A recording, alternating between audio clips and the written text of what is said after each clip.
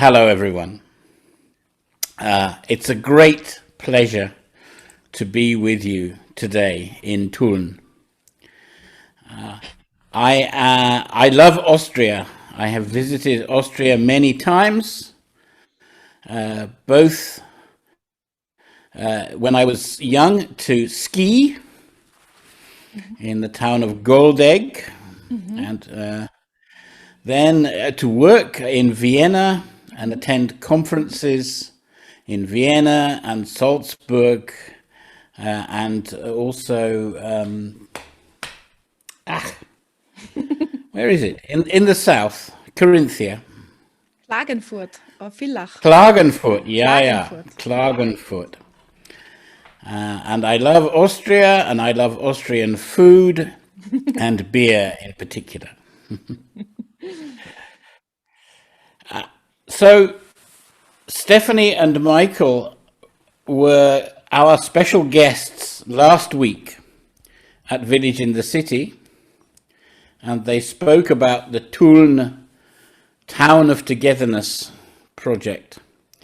And here I am, returning to talk to you about Village in the City.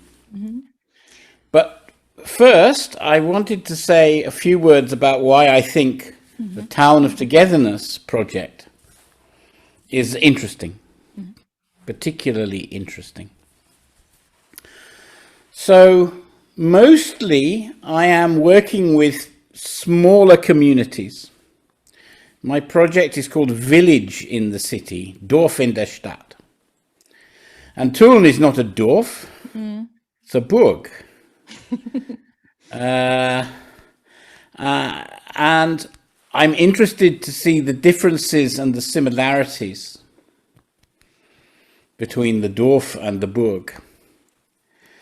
The second thing is that many of the communities I work with, the people are creating community for themselves, by themselves. In Tulln, the project Stadt des Miteinanders has the backing of the mayor, Herr Eisenschenk, and of the town. So this project is already bigger. And also, many people in Bürgermeister Eisenschenk's position would have hired outside experts to help with creating a town of togetherness. But instead, he has chosen to work with people from the town, Stephanie and Michael. And of course, they have many skills, but they are not outsiders coming in. They are co-citizens. They live in the town. It's their community that they are part of creating. And this is an unusual and very nice position. Sehr schön, sehr schön. Because they are creating something that is really specific to Tulln an der Donau. It's not a model off the shelf in the community shop. They are creating something that really carefully fits and connects with the town and what makes it special. At least that's how it seems to me.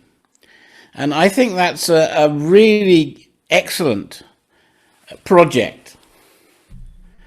Not many towns do it that way, but I think that Tulln has chosen this path very well. And also you have managed to find two really interesting people in Stephanie and Dr. Michael. Because they come from different backgrounds, but they're working together and they're working with all of you. And they're really first-class people, and I'm thoroughly enjoyed getting to know them over the past few weeks. So So what I think makes the Stadt des Miteinanders special is this interesting way it has come together, the top level support from the mayor, the interesting people from the town who are creating the project, the way you are all engaged and you're here this evening. And this is not a usual situation. Yeah? So that's why I'm particularly interested to be working and talking with Stephanie and Michael and with you all this evening. You did something similar. You said, okay, it's another dimension because it's village in the city. But yeah, please explain what happened last year, because you said it was not an intention of you to create it. It just happened. It happened due to the pandemic, I guess, due to Corona. So what happened? Why did you found this Village in the City project, and what is it about? Well, let me share a few pictures with you. So this is my street in Edinburgh. It's also behind me on the screen. As you can see, it's not an ordinary street. These are quite grand buildings, 200 years old. Many of them are offices. But there are people who live here.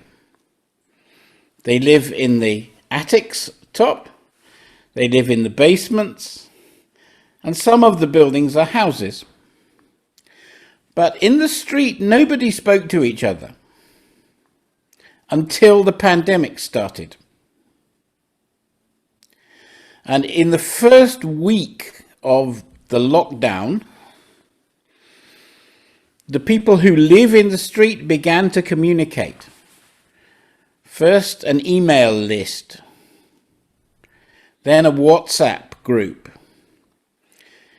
And then other people joined who nobody knew about, who lived in the street and had lived there for years, but nobody else knew that they were there. And as the lockdown continued, I played my saxophone on the front step every Sunday evening, and people came to listen. People stood on their steps and applauded very kindly. And we started to get a community feeling in the street that was not there before. And I thought, this is good. How do we expand it? So what's bigger than a street? Well, it's a village. And so I set out to build a community in my village, which didn't exist.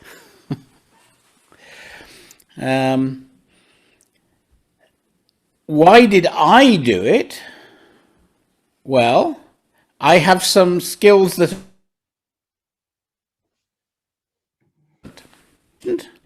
I have worked on the leadership and leading as a host, a Gastgeber. And I've written 2 books. I have worked for 30 years in the field of solution-focused change and coaching, which is about positive change by building on what is working, not fixing what is not working. And also, I have been involved in the Sunday Assembly movement.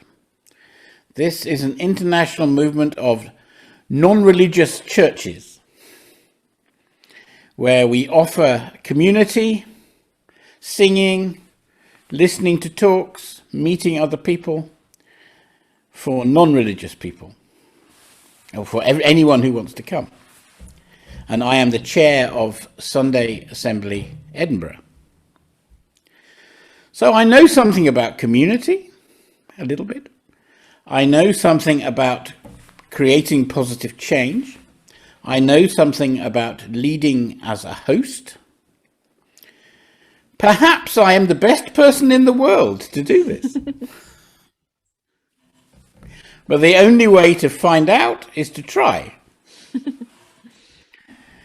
So you can see me also there speaking in a TEDx conference about leading as a host and playing the saxophone in the Sunday assembly in Edinburgh. So I started, and because my philosophy is to build on what is working, I looked for existing community in my area of Edinburgh, the West End. There was a Facebook group for West End residents. It had 19 people in it. Very small. I joined. 20 people. I talked to the man who was running it, and we agreed that we should try to expand this group. So we made leaflets, and we put them through letterboxes, and we put them on lampposts. We even stuck them on garbage dumpsters to invite people to join our Facebook group. So last summer we had 20 people. Now we have nearly 1,000 people on our West End Facebook group. And once you have a communication, you can start to do other things. Communication is the first thing, I think. And we also communicate through notice boards. So I now look after the notice board like this in my street. It's very old tech,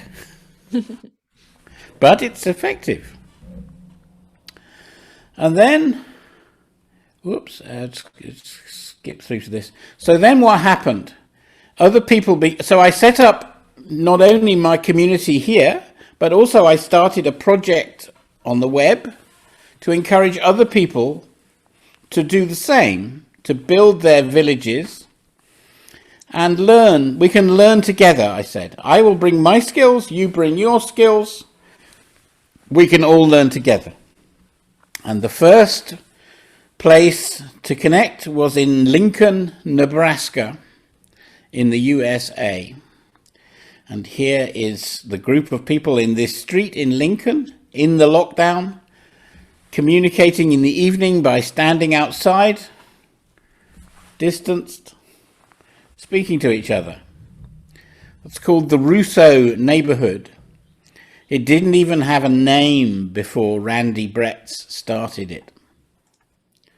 And then a colleague lady from Sofia in Bulgaria started to do something in her neighborhood by converting this small patch of ground into a garden in the street. And then another part of Edinburgh, who've already been doing this, Willowbrae, they got involved. And places began to join us. And now we have about 20 places around the world who are part of the project, including, as you can see, in the United States, coast to coast. In South America, one area in La Paz, Bolivia, is joined. There are places in Scotland, places in England, in Belgium, in Denmark, in Poland, in Bulgaria, and of course in Austria. Because Tulln is also now connected with our project. And so we have had, and our next step is to become even more international. And we now have a translation of our manifesto. If I can just get it here. Translation of our manifesto in German. So if you would, I'll put the link in the chat. Mm-hmm. And in a moment, I will talk through a little bit about the manifesto, and you can follow in German if you like. But before we do that, perhaps there's a chance to maybe there are pause for some questions or something like that. Yes, or thoughts. Hello, everyone. Some of you joined during the first part of Mark. So hello and welcome. And really cool that you joined us. Do you have any questions or thoughts about the things Mark was explaining and telling us? Is there anything that comes to your mind? Anne, hello. Hi, good evening. Sorry, I joined a bit late. It's very exciting what I hear so far. And it's really impressive to hear that you went from 19 minus plus you Facebook followers to 1,000. And you said communication is first, but you have to make an offer so that people join and are interested in communicating with you. So I'm very interested to hear more about how did you lure those people to your Facebook group? What were your offers? How did we lure them? Yes, like a fish. Yeah. Well, the Facebook group was very specifically for residents of the West End of Edinburgh. Now that's an area you can walk across it in 10 minutes. I think there are probably 4,000 or 5,000 people total who live here. But many of the buildings are offices or serve other purposes. And we said it's explicitly you have to live here or work here to join. And my colleague, Paul, he contacts everyone who wants to join and says, do you live here? Wow. So it's not easy to get in. You really have to live here. The other thing was we changed it from a residence to residents and businesses, because we have shops, we have cafes, we have bars, we have many small independent shops, and of course they want to speak to the local residents too. So, but we developed some careful policies to limit the amount of commercial news. We want to help businesses connect with residents, but not all the time. And also we make sure if it's in our Facebook group, it has to be local. It has to be about the West End.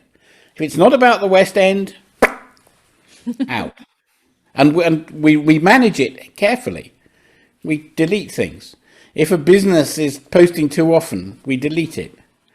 If something is about another part of Edinburgh, delete it. It's really local and focused. And there are other things too. We have a picture of the month. So people post their pictures in the group of the district, and each month we choose one to be the heading picture for the next month, and everyone applauds the photographer. And there are several cats who live in our streets, and they are stars of the group, and people take photographs of the cats and share them, it's the response we have had has been, well, at last, finally, someone has created a space for the West Enders to talk to each other. Hurrah! About time. Why did nobody do this before? Okay. But it needs careful management. Otherwise, there are people who would come and take it over and make it about something else. Yes. So it's active, it's very active management. There are 4 of us who manage it. I would really like to underline that, Mark. We also have this Facebook group in Tulln, right now. It's called Tulln hilft, but it's Facebook groups Stadt des Miteinanders, and I can underline that it's hard work to keep the focus there and to keep the content on our region. Yeah, thank you. Pia also had a question, and Franz. Yeah, I see you. Pia. Okay. Thank you. Hello, Mark. Nice to see you again. We met yesterday with Nate. Can you remember? Yesterday at lunchtime. Of course. Okay. So I'm interested to know, at the moment, probably it's mainly to communicate via social media because of Corona. But is it to 100%, or you also let's say have a communication, like let's have a walk together, let's make music together, let's have a picnic together? And is it, how to say, is it totally informal, or are there some people who say, oh, I'm going to organize a fixed group, we play chess on a regular basis, Sunday? you mean? Yeah, Exactly. Yeah. So how is it going along, and what do you think will happen when Corona is finished? So, and last question, what is the change you feel? Is it like people know each other's by name when they meet on the street, or they only know on the social media? This is for me very important to know. Yeah, absolutely. Thank you. So Corona is a huge factor right now. Here in Scotland, as of 2 days ago, 6 people are allowed to meet from 3 households. Right? This is the most we've had for nearly a year. So in-person meeting is almost impossible now. Now, that will change. And we want to set up meetings and opportunities for people to connect, local people. One thing about our area is that I said there were many offices, and on a normal work day, the residents are invisible behind the commuters and workers. Yeah, if I look out my window, there's people all over the place on a normal day, but they don't live here mostly. But what the pandemic did was all those people went away, and now the people who live here could see each other. And so now we can communicate in the street as well as on the Facebook, because if you're on the street, you probably live here, which is a really different setting. So we have been doing things like a treasure hunt walk around the area to spot different pieces of architecture and art, and you write it down on a piece of paper, and there are prizes for the people who collect them all. Families can do that together, but we can share about it. We intend to run meetings for newcomers to the area. It's very important, I think, to connect with new arrivals. And so we have good advanced plans to connect with new arrivals. Once a month, there'll be a new arrivals meeting. We have there are things happening here anyway, but there was no way of getting the news about it to the residents. So we have an arts club who have concerts, but they only communicated to their members. And now they can communicate to everyone who lives here. So a lot of this is about connecting things that were already happening, but connecting to a wider group. Yeah. So we definitely have plans, and it's been very frustrating in the lockdown, but without the lockdown, this wouldn't have started. That's so true, Yeah. Mark. Yeah. Okay, so Franz had also a question. Okay, thanks. Mark, pleasure to see and hear you. Thank you. Good to know. Yeah, a lot of a lot of the things I had in mind were answered through Pia's questions. Nevertheless, a few things. One, do you have politics, real politics, on your Facebook, for example? I was just wondering because my question comes to the point: what is the final focus of your Facebook group? Who makes the rules? How do you make the rules? You were mentioning your 4 people who do the delete if necessary. Yeah. Do you have kind of published rules? How did you work it out? Or is it just a kind of a moving target which changes day by day according to the postings or whatever? So the rules are my question, and how do you keep topics out and specifically topics in? Thanks. Yes, no, that's a great question, Franz. Thank you. So we developed the rules as we went along. We started with 4 rules, and we now have 10 rules, because 10 is the maximum that Facebook allows. But it's really important to be clear when people join what the rules are. And one of our rules is no party politics. Of course, people can talk about they're dissatisfied with the roads or the lights. That's life. But we don't have party political discussions. There's other places to do that. But we do allow politicians to join the group if they have a legitimate interest in our area. If they represent our area or they live in it, then of course they are citizens. They can join, but what they can't do is talk about their politics. They have to be citizens with us, if you get the distinction. So that's how we are clear on the rules to begin with, and we enforce them hard. And the feedback is that people like that. And I can share, if you like, I can try and share the rules, but you mean your 10 commandments? Yeah, exactly. Now, but the people who started the Facebook group, including me, decided those, and they enforced them harder than I would have done. And I noticed that that's a good thing. To have the clear boundaries. If it's interesting, then you can share them. But I can also tell us from our perspective. Maybe I don't know if someone of you is in our Facebook group. I can really totally relate to that, because I think this is a thing of leadership.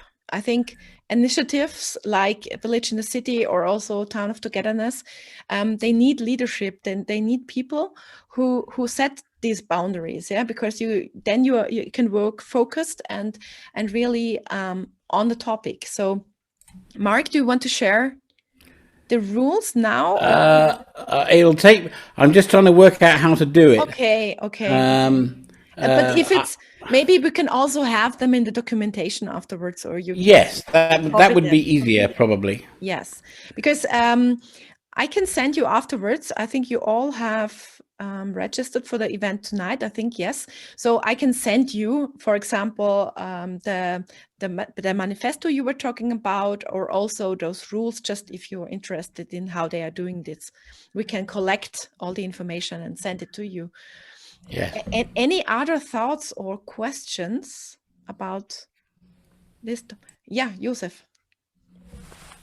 Yeah, I wanted to ask a statement first. I can imagine that you are really able to set up these groups and so on, but I'm wondering if you can give us some information how you plan to keep it up, to keep it going. What do you expect? How long is it possible? Because I also joined some clubs or what else, also even in the company, and it works for, I don't know, 15, 20, 30 times. And then you see it goes down step by step. What do you think about that? Thank you, Josef. Well, maybe in the next piece of my talk, I will answer some of those questions. Because I think this the rise in interest in micro-local communities is not simply a matter of the pandemic. It's a global trend. And it's going to be a bigger global trend. So maybe if I talk about that, then maybe we can come back, yeah? Then let's do this, yeah. So let's do that. So let me just put up. So if you want to follow in the manifesto in German, you can click on the link. In the chat, My slides are in English. So why would you want to build a village in the city? A micro-local place, 10 minutes walk, less than a kilometer, maybe 2,000, 3,000 people. Why is that level of community important? Well, if you know people around you, it improves your own life and the lives of the others. It allows us to build cross-generation, cross-demographic connections. So it forces us to talk to people who are not like us. They're older and younger, they are different classes, they are different economic situations. And it's easy to talk to people who are like us. But it's also important to talk to people who are not like us. We must get out of our bubbles. And if you're going to speak to someone who's not like you because they have different politics, they have different economics, they have different background, but you share the same few square meters of ground, you have a reason to talk. So good local connections build resilience and mutual support. We see this in the pandemic. People will help each other without wanting payment. We want to connect all the different things that are happening in the area, businesses, support groups, churches, everyone, connect with a local identity so that the Boy Scouts and the motorcycle club can talk to each other occasionally because they share the local village identity. And because of the amazing revolution in online communication, we can now talk to anyone in the world nearly for free. I can talk to you in Austria or Edinburgh. That's amazing. It's wonderful.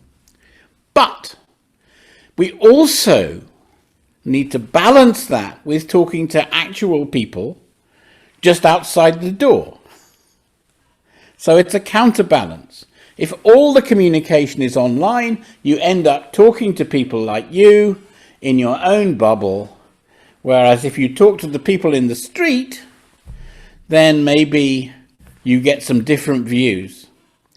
And that may not be comfortable, but it's good for you and it's good for the other people as well. And it helps people to become more empowered and more purposefully connected than we have been before.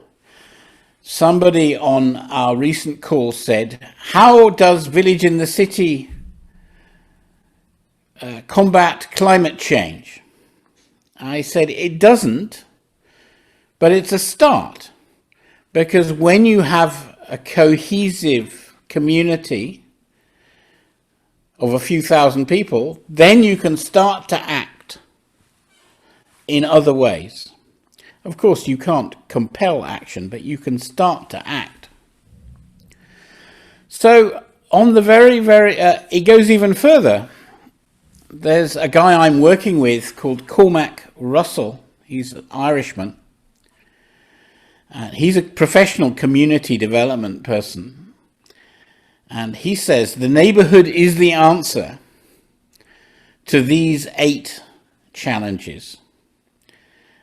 And you can see them on the screen. Enabling health, raising our children, safety on the street, assuring security, looking out for people, stewarding ecology, shaping local economies, connecting with local food production, and particularly co-creating care. Care cannot be done by a machine.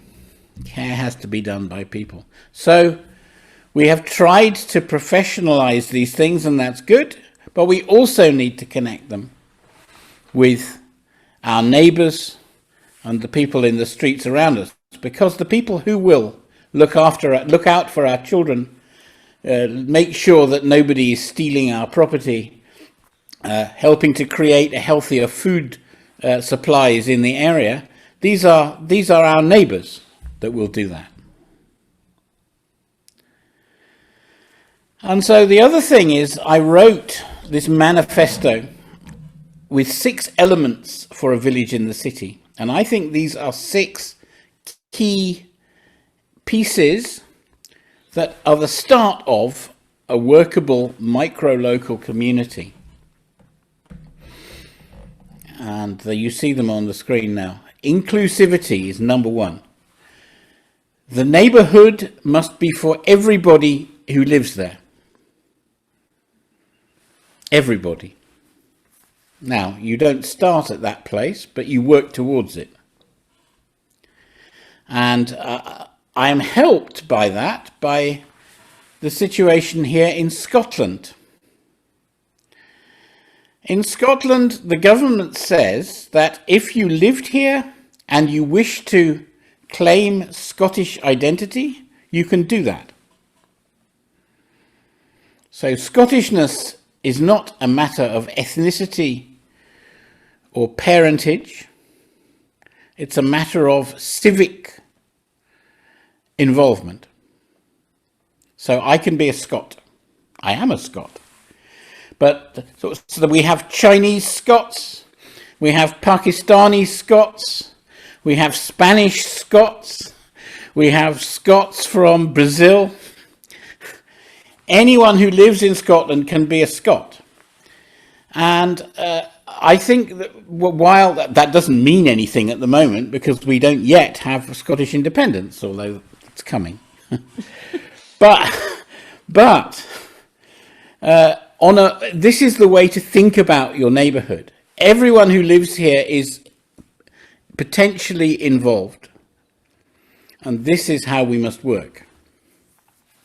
Then you need connection, like a Facebook group to start with. Because if you can't talk to the people and they can't talk to each other, then nothing else can happen. Then you need hosts, which in the English-British setting, the priest and the pub landlord were the hosts in old-fashioned days. But now nobody goes to church and the pub is a restaurant, so that doesn't work. But now we need village builders, and this is what I'm setting out to create: village builders, to equip village builders, to train village builders, to support village builders. This is what we need. And then, of course, you need meeting places, formal and informal, inside and outside. You need inclusive gatherings where people can come together, and they might be weekly or monthly or annual, once a year, but different ways that people can come together. And finally, an identity. What makes this a special place?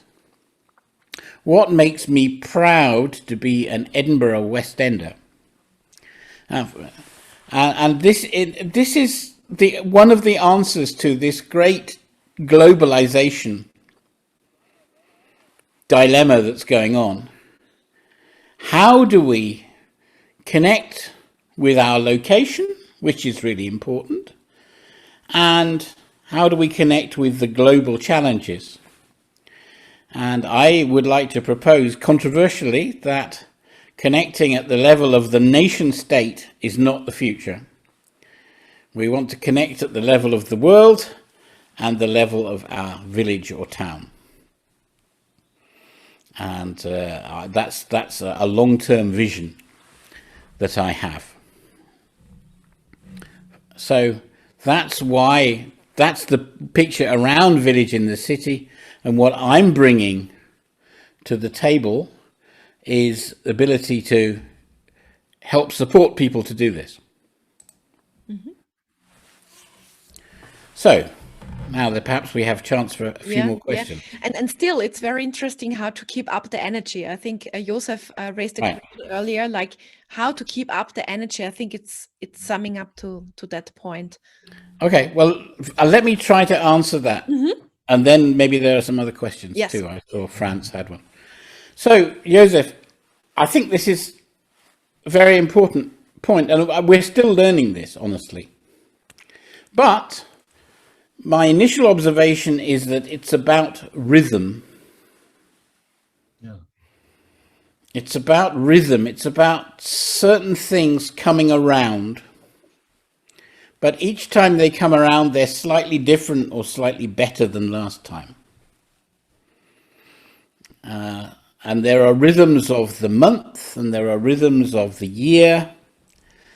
And it's how the hardest time to do this is the first time. Mm-hmm. And then you do it the second time slightly better. And by the third time, everyone is sitting waiting for it to happen and going, come on, come on. Maybe Mark, it's sorry to interrupt you. Maybe it's something like this meetup, like Tulln zu Gast, It was developed by the first people. We just had Michael and me. We just had the idea. Okay, let's gather some Tulln people, and ask them what does it need to further develop and to go further, in this initiative. And they said, well, we need a place to meet. you mentioned it. We need a place to meet, or let's meet more often, or things like this. And then slowly and from month to month, this meetup developed. And now it's Tulln zu Gast. Now it has a name and it has a purpose. And now we are doing it online because it's the only possibility, but we are still doing it. Yeah, so I think it's also the consistency, Yes. Stay consistent and just do something, and also search for. Now we are just searching for other topics to have other perspectives on topics, and okay. So and also it's about connecting up with other things that are happening. So if suppose there's a 10K running race. Mm-hmm. And somewhere else there's going to be a strudel cooking competition. And somewhere else there's going to be a beer festival. Mm-hmm. And you don't have to organize all of those things, but the community builder will connect them up and make sure that everyone knows about everything. Mm-hmm. And that's much the easiest way to get things moving, and then connecting people, new people and existing people, with other things they didn't know about. Mm-hmm. Mm-hmm. Okay. And also things that connect with the identity of the place. Now, that, of course, depends on the place. Mm-hmm. But here in the West End, for example, we have many diplomatic buildings, consulates. Japan, Russia, Spain, Ireland, France, blah, blah, blah, blah, blah. So I'm working on ways to try and engage them in something connecting with their local area, for example. Mm-hmm. That's something we can do because we have that. Other places have other things. We have, for example, the Donaulände. Yes. It's a very nice place. So it's quite obvious that we can have nice picnics on the Donaulände. Yes, exactly. Yes. So not every place is fortunate to have a riverbank. Yes. Okay, so there was a question or a thought of Pia, and I guess someone else. Franz. Mm-hmm. Okay. Mm-hmm. Okay, thank you. So, Mark, I very much like your manifesto and the key elements. I think it's great. You thought about everything which is necessary to bring people together. I have a few questions. You mentioned the community builders, to equip them, to train them. So I would like to know how you do it. What is your training program, so to say? And, well, you can join the first one next month. Yes, I do. okay, very good. I come. I really come. And I think also how to reach young people, children, the 19-year-old lady who has no WhatsApp, no Facebook. So you have a very inclusive, inclusion approach. So how you get I would- on to I would really suggest- include all. Pia, I really would suggest Mark is sharing his link to his Mighty network because you will be the right person there. But Mark, sorry. Well, I'm going to talk. The other topic that I was asked to speak about was my view of leadership. Yes. And we'll come to that. And that will, I think, answer some of Pia's Yes. questions. Definitely. Franz, what about you? Okay, part was already in Pia's question. I was wanted to ask about the younger people, and because if I look onto my screen, I see rather chronologically gifted people, and I was wondering how to include those before this stage. And the other thing is, what is your experience on the maximum size of the so-called village? Is it possible to define it by length, space, by number of people? Because I fear that our approach in Tulln cannot copy this immediately, because Tulln is a larger city. And if we want to implement it like your idea, we have the Kretzel. Sure, but it's not alive as Mark's version of a village in the city, and so I see this difference in our wish of finding the Tullner identity, which can't be reached in the same way. So I was wondering about the maximum size of your village in the city, and how do you include younger people, if there are, and wondering about the age pyramid in your peer group. Okay, so that's really good questions. The size is relatively easy to answer. So I think that this idea of 3,000 to 5,000 people, there's research about that being a workable unit. Now, that's not to say you can't do great things at a higher level, like Tulln, which is, 20,000, 16,000. 13. 18. Yeah, so, but there's something about the connection you get at that scale, 3,000 to 5,000 maximum. So Edinburgh Council have done a survey, not because of me, a survey of what they call natural neighbourhoods. Edinburgh is a city of 500,000. And according to the council, there are 154 natural neighbourhoods. That's an average of about 3,000. Now, some of them are bigger, some of them are up to 8,000, and others are a few hundred. But you see, the cities tend to fall into these areas. In the manifesto, I talk about a survey of London by the architect Richard Rogers. He discovered 625 named high streets in London alone. And each of those high streets is the centre of a village, an existing village, never mind new ones. So, and this also connects with the idea of the 15-minute city, which is a relatively new idea, pioneered in Paris, but also in other places now. And the idea of that is that for a city inhabitant, all of your daily and weekly needs should be available within 15-minute walk, or maybe bike ride, but walk, I think, of your home. So your shopping, your schools, your initial healthcare, your cinemas, your entertainment, your exercise, your park. All of that should be available within 15 minutes of where you are. And this is a much more distributed model of cities, which means that people need to drive less and do exercise more. And you don't drive to the out-of-town shop, you walk to somewhere, or maybe you get a bus. But it's a rethinking of the model of the city is in the center and then the suburbs are kind of boring, to a city where things are distributed. And of course you go to the center sometimes, because that's where the opera house is. And you don't have an opera house every 15 minutes, that's stupid. But you have a cinema, yeah, or, or whatever.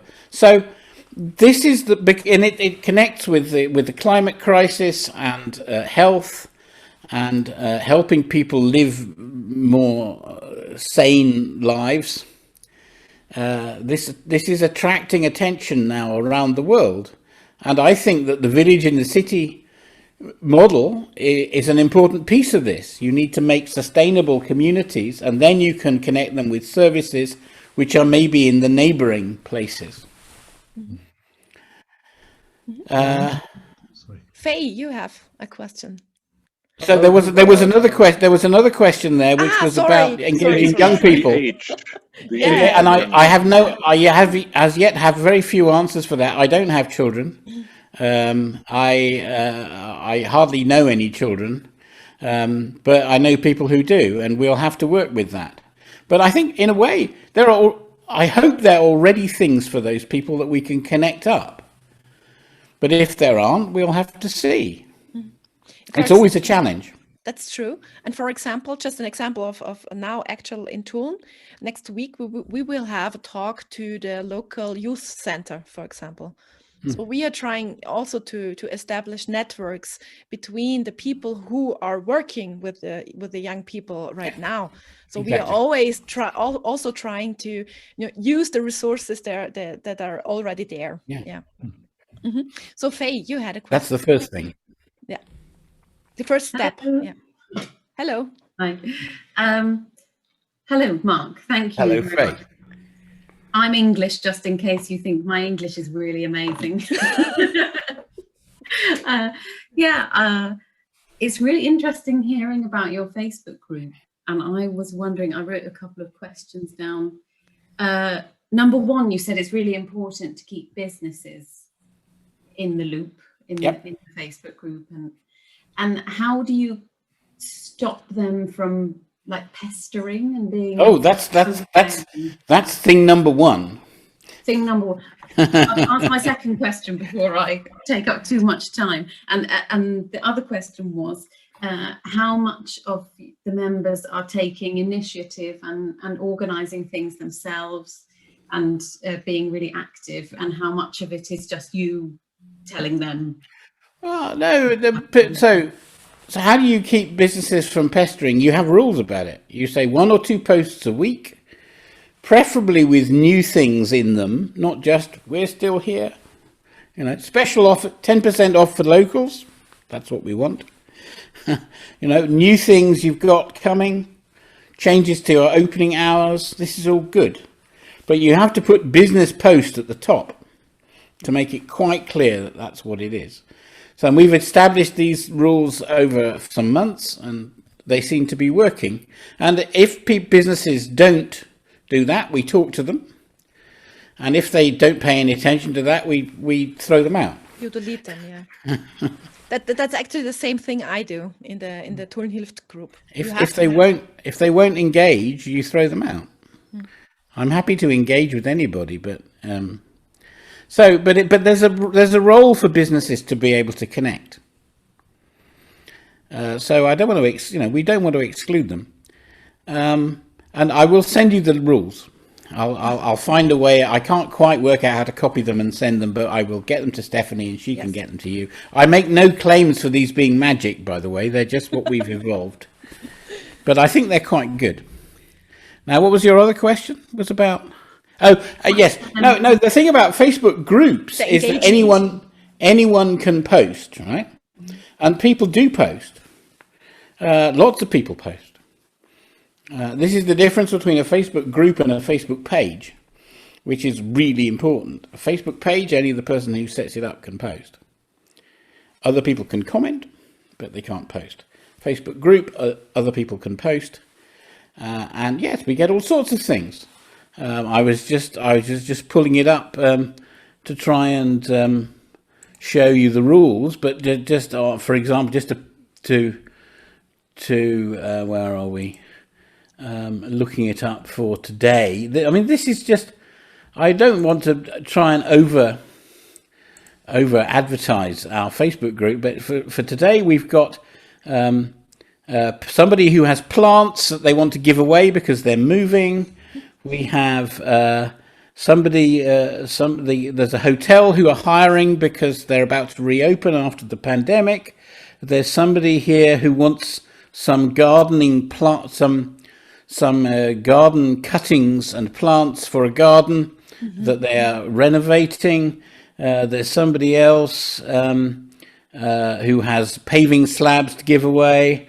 Somebody else is saying it's Earth Day tomorrow, 22nd, and we should all pay attention to that. Somebody else has got a photograph of a cat. Okay. Yeah. So that is literally the 5 posts at the top of the list as of this minute. Okay. Are they more like sort of asking questions and advertising things, or are people actively organising a meeting? Or we can't organise. Face-to-face meetings are off the agenda as of right now. I think it'll be interesting to see how we can promote that. But I think that the point is, when you have communication, you have the potential to do things together, and when you don't have communication, it's really hard. So it's a kind of necessary enabler, and then how it develops, we'll see. But I have now an invitation to Faye, because I know. May I advertise your group? Oh yes. Faye did something very special. She's living in Tulln for 3 years now, I think. 3 years or something. Yeah. You are living close to the Donauländer, I think, right? Yes. So and you met people in our Facebook group, and then they decided to meet up and have something like a book club. Like you are deciding on a book, you read it, and then you have discussions about it, and you exchange your thoughts about the book. And there is an existing Facebook group about the English Book Club, and also we have a link on our website. Sorry for advertising that, but I think it's a really cool project, and it's really. It came up because of Stadt des Miteinanders and Tulln hilft and all those stuff. And my invitation is that Michael and me, we are always open for, this kind of discussion. And we are such village builders, as Mark said, so we can give support how maybe you can have a better engagement in your group, or we're always open to talk about it and to have conversations and to share ideas. And also these meetups can be also a room or a space for it to, just an invitation, just to ask and to share and stuff. Okay. Perfect. Thank you very much. And thank you, Mark, for your answer. Thank you. So I was also asked to talk about my view of leadership. Yes. And maybe I could just take a moment to do that now before we get too close to the end. Let's do that, because all we have talked about it today, is leading, I think, to kind of leadership. So really important. Yeah. So I have worked since 2003 on the metaphor of leading as a host, as a Gastgeber. And this is new and also very ancient. Every culture in the world, every spiritual tradition emphasizes the importance of host and guest as a relationship. But in the modern world, it has got lost. And I want to invite people to reconnect with this idea. So most people when you start talking about leadership, they immediately see an image of a leader as a hero. And here we see the leader as a hero, the man, usually, at the top of the pyramid. He can see further, he knows more, he is braver, he is wiser. The information flows up the pyramid, the hero makes the decisions flow down the pyramid. And this has become it's been around for centuries, of course. And it's our picture of leadership, for the most part. But let's think about the relationship that this implies. So if the leader is the hero, who are the others? And my answer to that is the others are the rescued people. Because what heroes do is they arrive and they save the day. The hero saves us. And whether the hero is Lord Nelson, Winston Churchill, Superman, the hero saves us, and the role of the others is to do what the hero tells them, mostly. To be saved gratefully and applaud. So that's in a crisis, I think that's okay, but in a continuing, developing context, it's not. Now, there was an attempt to turn this on its head, the work of Robert Greenleaf and servant leadership. The leader is the servant to their organization, their community. And you see here the image of that is the same, but it's upside down. So now the servant leader is supporting the pyramid. And that's great. It's a wonderful alternative view. It hasn't been very popular outside a few places where they think carefully about service, like the church. But let's do the same thing. If the leader is the servant, who are the others? Well, classically, the opposite of servant is master. And the question comes, if the leader is the servant, who is accountable? Now, Robert Greenleaf intended this to be a paradox that we grapple with, we think about. But most people, unfortunately, can't be bothered to do that. So servant leadership is widely ignored, unfortunately. But then I came with this idea of, well, what if you had the leader as a host? And the image for a host is not a triangle, it's a circle. And you see here the host bringing their people together. But one of the people in the circle is slightly different. It's the one at 12 o'clock who has a slightly darker shirt. They're the host, the others are the guests, but we're all in the circle. And this is not leadership as decision-making or leadership merely as support. This is leadership as bringing people together to focus on issues that affect them all. But rather than try to decide what to do, the leader's focus is on how do we bring people together so that collectively we can decide what to do. And if the leader is the host, then who are the others? Well, of course, they're the guests. And these are three really different relationships. The hero and the rescued people, the servant and the masters, the host and the guests.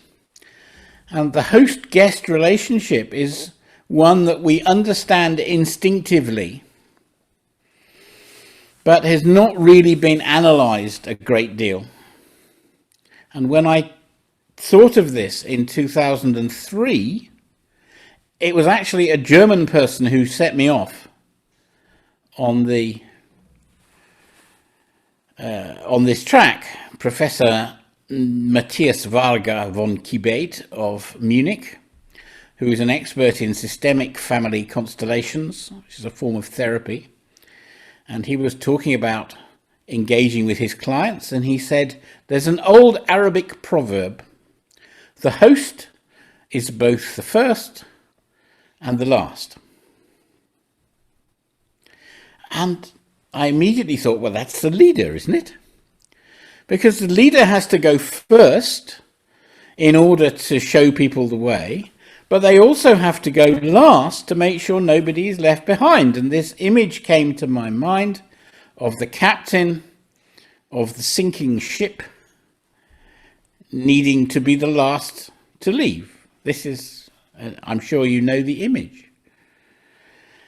But how do you go, if you go first all the time, you're the hero.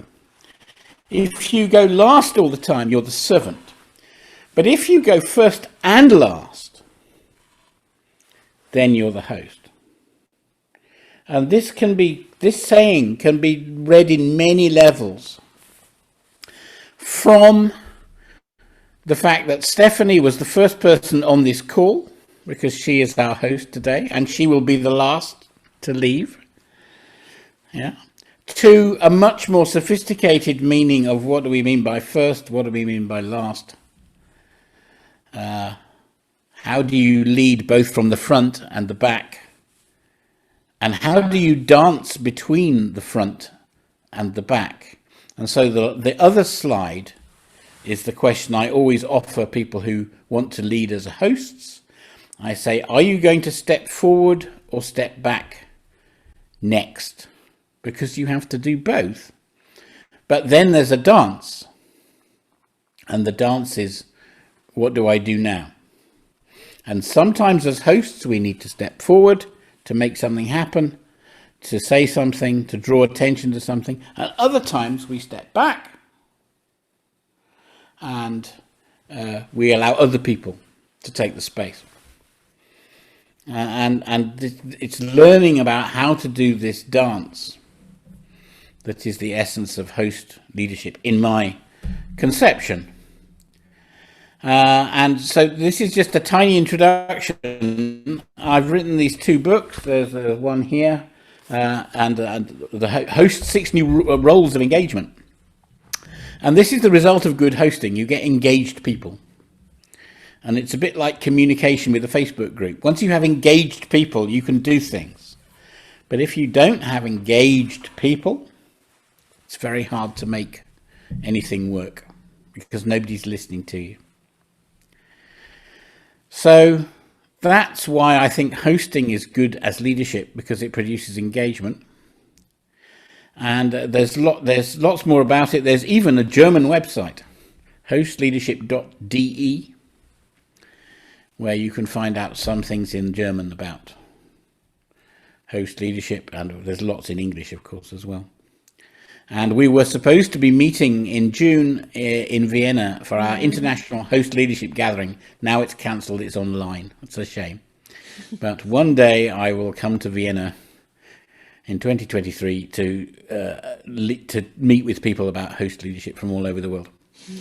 So that's my view of leadership. And I think that the thing that I just to say that before I shut up the last time is that when I first heard this statement about the first and the last, I immediately thought, I want to buy the book about how to be a host. And there wasn't one. There was no book. There was no book. So I wrote the book. And it took nearly 10 years to research and pull together everything in this book. And it's never been put together in this form of how to be a host leader before. So I'm very proud of that piece of work. And now I'm applying that into micro-local communities. And that's why I think I'm a good person to be somewhere involved in this. Thank you very much, Mark. That was really a valuable perspective. And I can very much relate to that because, when you are trying to develop something or to keep up the energy in a group, sometimes you really have to step back and let it happen and let others step in and and see what happens, or encourage people to do that. Yeah, that's so true. We have, and sometimes it's incredibly frustrating because yes. anyway, so we have just a few minutes. We have some minutes left, so we would have some space if there's some final thoughts or final questions, or just anything that comes to your mind to share about the things Mark told us, or also about our initiative in Tulln, or whatever. So feel free, also in German if you want, to share your thoughts or have a question or anything else.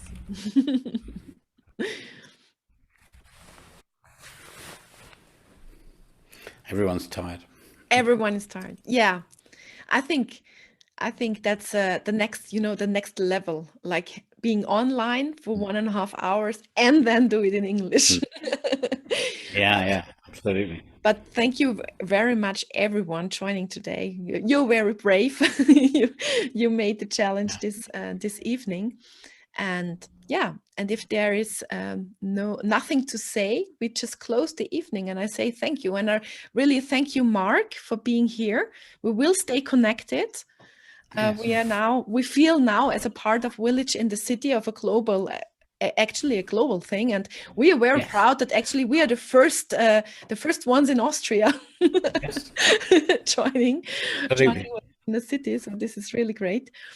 And everyone have a nice evening. And so I would just like to say, first of all, thank you so much. It's been an enormous pleasure to be with you.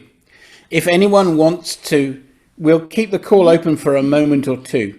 So if anyone wants to ask a little kind of question after everyone has gone, just hang on, and there's a chance to do that if you want to. If you don't, fine, we'll all go home and Stephanie will be the last. We make a little after show party. Yeah. Yes. Okay, but thank you. It's been a huge pleasure, and I hope one day I can come to Tulln and enjoy the park by the Donau and meet you all. Thank you. That would be really nice. You're welcome. Yeah. Okay, so let's close the evening officially. Thank you very much. Have a good night. See you, and maybe we can do something like in real in May. Let's see. we are eager to go out and do something, and we have interesting topics coming up, but we will inform you via the newsletter list. And if you are not there, go sign up on the website. But I guess most of you are on the newsletter list of Stadt des Miteinanders. Yeah. That's it. Thank you very much, and good night. Thank you. Good night. Thank you, Mark. Everyone. Bye. Cheers. Until next time. Bye. Bye bye.